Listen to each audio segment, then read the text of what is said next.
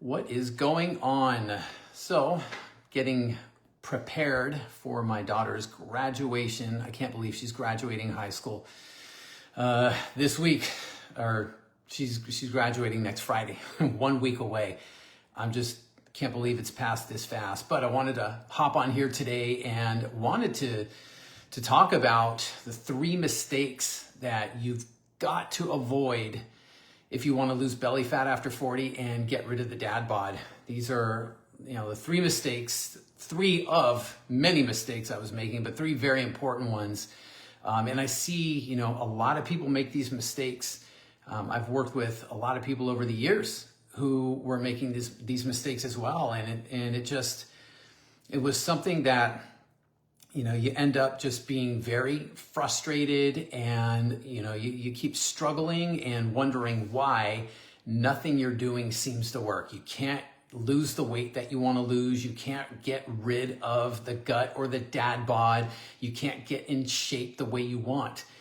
And so, as a way to try to help as many dads over 40 there or out there, to stop struggling and to start getting the results that they want. That's why I'm on here sharing these videos and these posts that I do. So, like I said, today is 3 things that you must stop doing, 3 mistakes if you want to finally get rid of the dad bod, get yourself in your best shape, and start feeling confident again in your own skin without sacrificing all of your free time or the foods that you love or family time in order to do it. So, for me, I used to think that the only way to get lean and to get fit and to get in shape in my 40s and my 50s even was to do things like I had to avoid my favorite foods, couldn't eat those, they were off limits.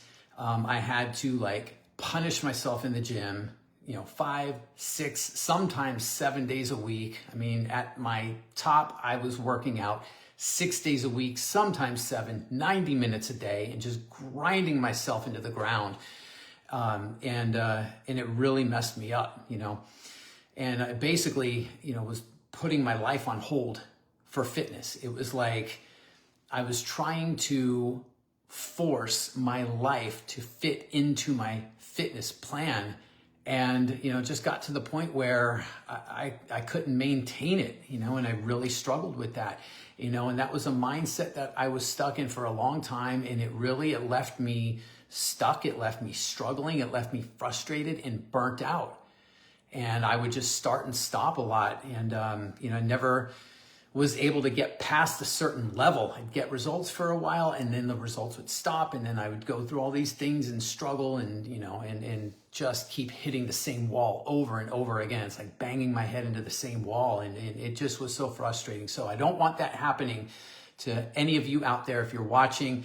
So, one of the things I was doing was that I was making 3 big mistakes, and that's what I want to share here. So I'll talk about the mistakes that I was making, but even more importantly, what I did about it, what I did instead, and the things that worked, so that, if you're making any of these mistakes or all of them, these are some things that you can do to get yourself on track and, to finally get rid of the belly fat if you're struggling with that, get rid of the dad bod, and really get in your best shape in your 40s or your 50s or beyond. So, tip number 1 here, mistake number 1, really, it is to stop trying to, like I said, force your life into your fitness program. You can't fit your life into it. You can't force your life to fit into it. That was the thing that happened to me, and it really kind of, it hit the peak last year when I was going through it. So, I was in a place where I was finally starting to see some really good results. I was losing weight. I was getting leaner. And I just got to this point where I was really struggling, and my body it was like my body was just fighting against me. And it seemed like the harder I tried, the more things that I was trying to do to keep pushing myself, it was like it felt like I was working twice as hard and only getting a fraction of the results. And at a certain point, it was like my fitness program was starting to take away from other areas of my life. So it was like, if I was doing my fitness program, then, I wasn't, spending as much time with my family. And a lot of times, on weekends, our family time was getting put on hold until after my workout, until I was done. Or if I had to eat a meal, everything, had to stop for that. And, it was affecting my family time. It was affecting work time. And I was having a lot of trouble trying to manage it all and fit it all together, and I think that that's a big mistake that a lot of us make. It's like we're trying to bend our entire life or make our entire life fit into our fitness program instead of doing it the other way around. It's like, that might work when, we're in our 20s, and we don't have the same responsibilities that we have now. But, life's different. If you're a dad, you've got kids, you've got a wife, you've got work and responsibilities. And then, adding one more component in there. Oh yeah, well, I've got 20 or 30 pounds to lose. I want to get fit and get in shape because I'm tired of feeling exhausted and in pain all the time and out of shape and overweight, and it's so hard to fit all that in. So, again, it doesn't work because you've got a million different things going on. It's like you're juggling all these things and your life doesn't pause for your fitness plan, for your workouts, for your diet. It doesn't stop. The world does not stop for that. And it's kind of like, when you're doing one, then maybe you're not doing the other. So like I'm either, focusing on my fitness, but I'm neglecting my family, or I'm doing things with my family, but now I'm not doing my fitness. The other thing is that a lot of times, it's like we can focus these plans, these fitness plans, and we base them around like having to be perfect. It's like we are either 100% all on our plan or we're 100% all off, right? But there's not really a lot of flexibility built in between, and any program or any plan that requires perfection is going to fail. Life happens, especially being a dad. You got family stuff that's going on this end. You've got work stuff that's going on this end, and everything in between that's going on. And it's never really a case where everything's just perfectly balanced and settled down. And if it is, we both know it doesn't stay that way very long. Life happens. So, our fitness plan has to be flexible enough so that we don't, have to abandon the whole thing when life happens, and that's just the whole thing. It's really putting a plan in place that you can manage when life kind of falls apart or shit hits the fan. You don't have to abandon it. So instead, you really need some built-in strategies that allow you to, instead of trying to force your life to fit into your fitness plan, it's the other way around. That was the biggest thing. My biggest aha was when I finally was able to build a system, put a plan together where my fitness plan fit into my lifestyle. And I'd never really thought about it that way before, because I didn't really think that option existed. I thought it just was one way only. Like, I have to want it bad enough. I have to try harder, push more, spend all of my time in the gym, and be all on this thing and make my life, force my life to fit it. And I never really realized that there was another way. There was a better way to do it, that I actually could make my fitness plan fit into my lifestyle, and I could get the results that I wanted doing that. And that's the biggest thing. So flexibility has to be built in order for it to be sustainable. Otherwise, again, you're either all on or all off. And, that goes for workouts and nutrition. You don't need to be spending an hour and a half, every day in the gym. You can get great results really in 40, 45 minutes, or even 30 if that's all the time you've got. I've worked over the years with a lot of busy guys who were working 50, 60 plus hours a week, who didn't sleep a whole lot either, and were constantly on the go and had very little time to fit fitness into their life. So we had to get very creative about, sometimes they might have only had 20 or 30 minutes. So we just put together, I helped them put together some workouts and nutrition strategies that were just very efficient, but very effective. And it still can work, right? It still can work. And I kind of have a motto that's doing something is almost always better than doing nothing. So you can do that. 40, 45 minutes is plenty. If you're really strapped for time, 20 to 30 minutes, you can do really, really well with that as well. All right, second mistake is to stop looking for, hacks and shortcuts when it comes to nutrition and training. This is like this day and age, everything we hear, there's all this stuff about biohacking and, and using hacks and shortcuts. And I'll tell you, it's like, yes, we want things to be simple. We want results to happen fast, and we want to see results like tomorrow. It's like I say a lot of times, we live in the Amazon society where we want it delivered to our doorstep like tomorrow. But look, things like doing like keto and fasting and cutting all kinds of calories out and starving ourselves on these crazy diets and these detoxes and things, it's like there's no magic tricks, there's no magic hacks, there's no shortcuts to getting the results that you want. Things like this have their place aside of starvation, right? But there are times where strategies like this have their place and can work, but they're not meant to work long term, and they're not one size fits all. They're not meant to be done forever or as a main strategy. It's like you got to have your foundation built in order for these strategies to be effective. You layer strategies like this on top of a solid foundation. So, when you don't have a consistent and a foundation of nutrition or even training for yourself, and you're trying to do like all these different, diet strategies and these hacks and these training, shortcuts and things like that, it's like, it's not going to work very well.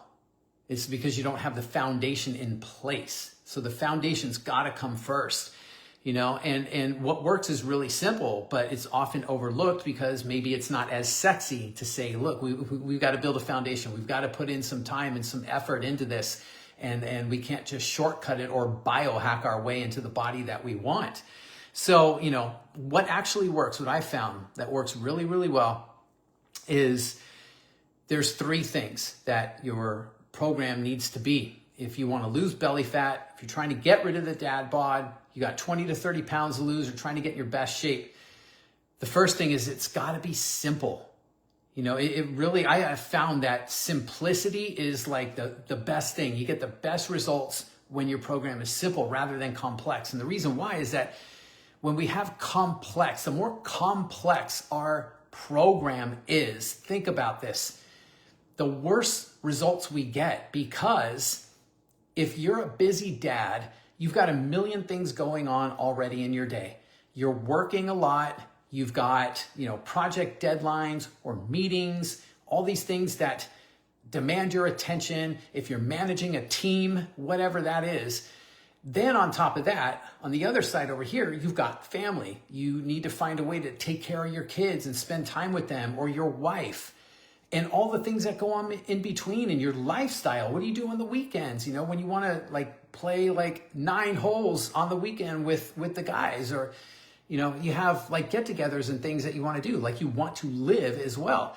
So when you try to layer on a complex fitness program on top of all that, it's like you're constantly doing all these things. So you have a lot that's going on. That means that you're making also a lot of decisions in all of these areas with your work and with family and kids and all these things that are going on.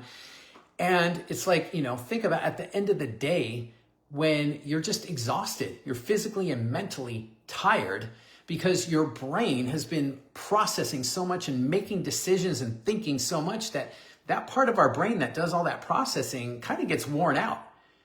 And so when it gets worn out, we end up in what I call our survival brain, where really, because we just have kind of run out of fuel to fuel that processing part and that decision making, we get decision fatigue.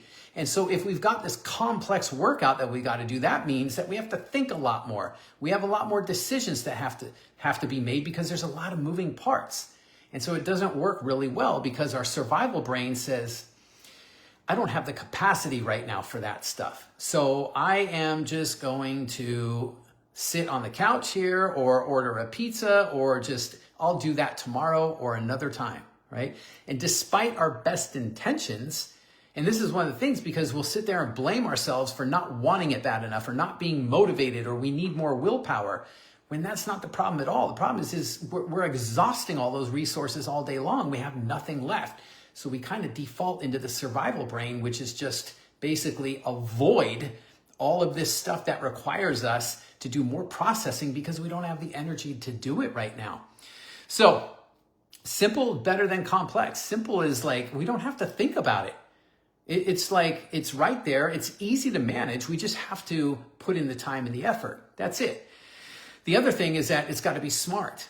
You know, back when I was trying to, lose fat, get in shape, and I hit a point where I mentioned earlier, I was working out 6 days a week, 90 minutes a day.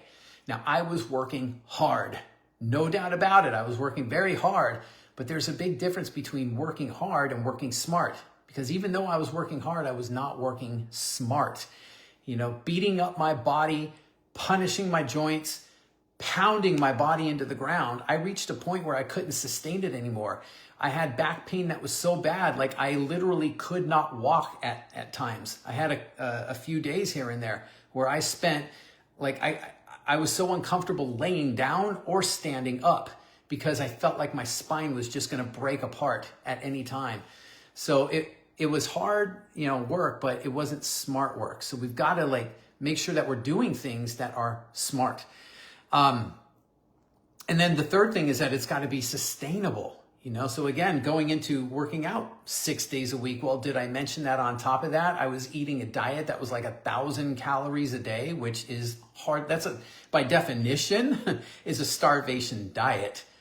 And I was moody and irritable and my energy was in the tank along with my sex drive and all of that stuff. And life really sucked like that because I kept trying to force myself to stick with this stuff, this training program and this diet that I really couldn't stick with it. I reached a point where I just hit the wall and I couldn't do it anymore because it wasn't sustainable. So simple, smart, sustainable, those are the things that work. And again, biohacks and shortcuts, look, I'm all for being smart with things and being efficient with things, but come on, biohacks and shortcuts do not replace the work that we've got to put in. And as long as things are simple, smart, and sustainable, my kind of belief is that we don't need to then search for the hacks and the shortcuts and all that because we're taking the route that's going to deliver the best results in the minimum time when we do that. All right, so then the third and final mistake is to stop trying to fit your fitness plan in when it's convenient.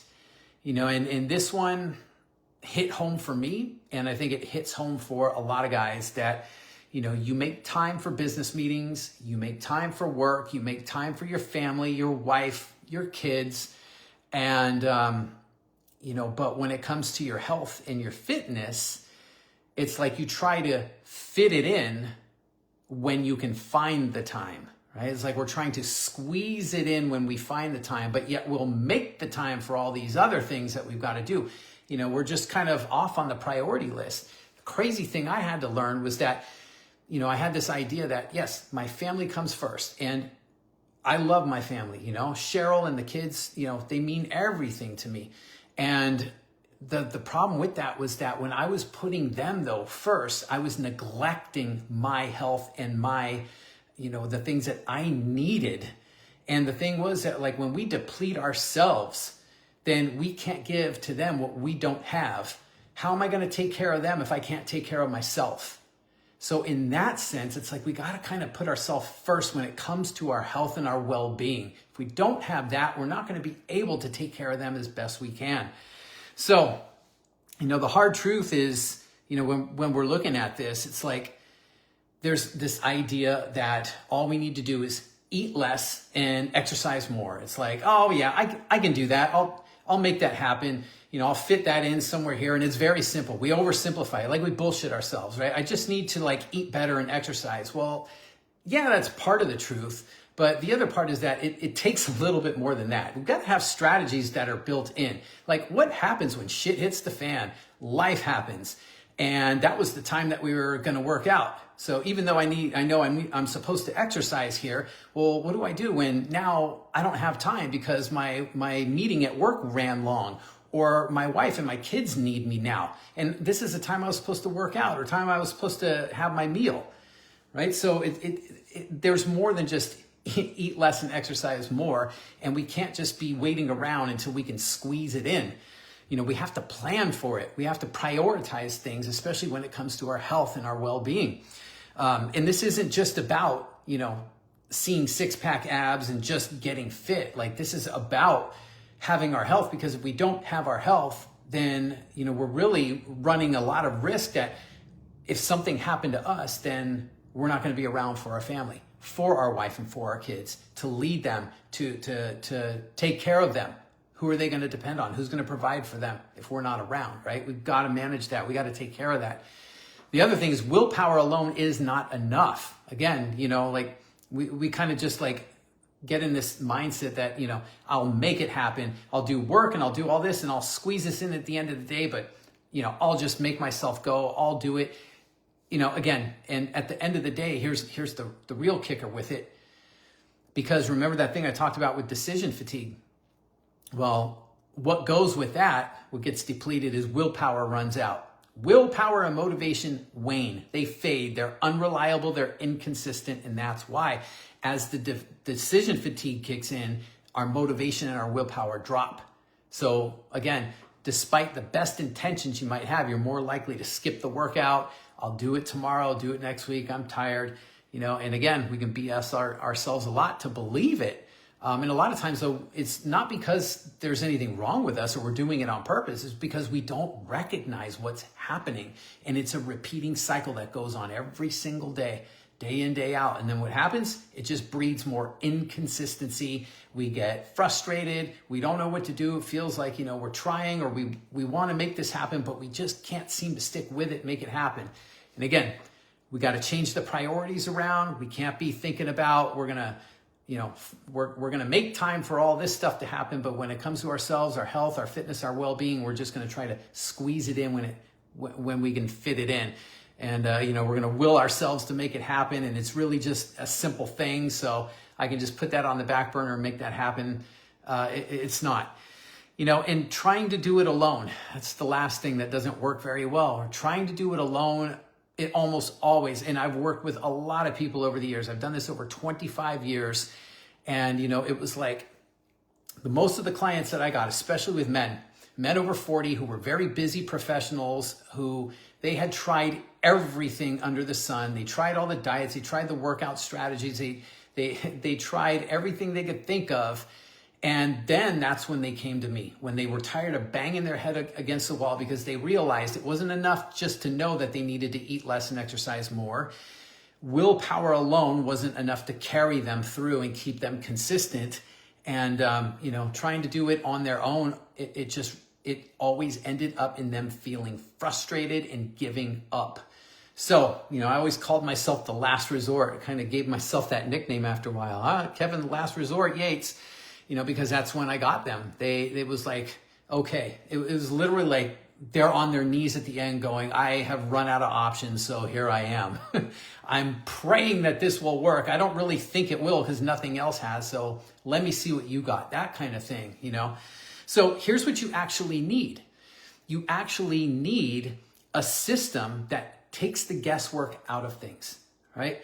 So again, it makes it easy to follow. Remember, smart, simple, sustainable. Take the guesswork out. You need a system. That's the thing that really worked for me, was when I figured out how to put a system together that worked with my life. I didn't have to overthink things. I didn't have to exhaust myself into more decision fatigue. There wasn't anything complex. And, I was able to make time for it because it was so doable. The second thing you need is a structure. You need a structure that so when life gets hectic, your habits stay in place. You don't default into the survival brain and then blow everything off. And then the third thing you need is support. You need support from somebody who knows what you're going through because they've been through it themselves. I think that's the biggest way that I've been able to help the people I've worked with over the years is because I've been through it. I still go through my struggles at times. I still do. But there's a reason why, even though I'm a coach and I've been doing it 25 years, I have a coach as well because coaches need coaches too. I'm exhausted. I've got a million things going on with work and with school and with family stuff and Cheryl and the kids. And the last thing I want to do is have to think about putting my workout together and my nutrition plan and all this. So by delegating it out to a coach who can take care of that for me and take that off my plate, it makes it so much easier for me to stick with it, with my plan as well. So, and then finally, it's like the accountability. There's nothing like having the accountability there so that you follow through even when your motivation dies or fades or wanes or whatever you want to call it. When you don't have that motivation, you've got somebody there to help keep you accountable. So those are kind of the things you need in place: a system, a structure, support, and accountability. That I'm telling you, that's how I've helped people do it. And how I was able to do it to finally start losing fat, start getting in my best shape at 53 years old, like who'd have thunk it. And also though, to be able to sustain what I'm doing. It's been over a year. I'm down 32 pounds or so.